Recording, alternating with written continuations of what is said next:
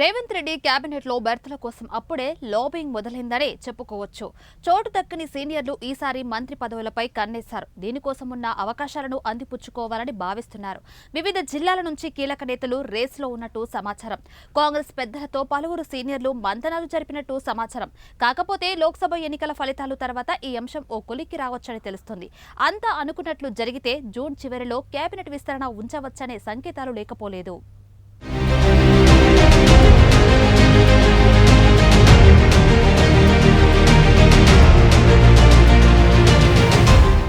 ఈసారి ఏ జిల్లాకు ప్రాధాన్యత ఇస్తారనేది తెలంగాణ కాంగ్రెస్ లో హాట్ గా చర్చ జరుగుతుంది.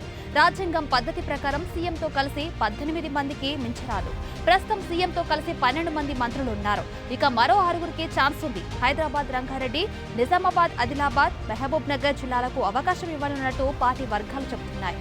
బీసీ, ముదిరాజ్, మైనార్టీ వర్గాలతో కలిసి మొత్తం 6గురికి అవకాశం ఇవ్వడం ఖాయమని చెప్పుకోవచ్చు.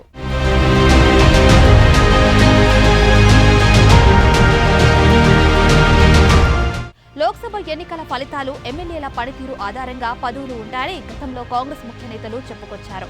సరైన పనితీరు కనబరచని మంత్రులకు ఉద్వాసన పలికే అవకాశాలు లేకపోలేదని అంటున్నారు. రేవంత్ కేబినెట్ లో ఖమ్మం నుంచి 3 మంత్రులున్నారు. నల్గొండ, వరంగల్, కరీంనగర్ నుంచి 2 మంత్రులున్నారు.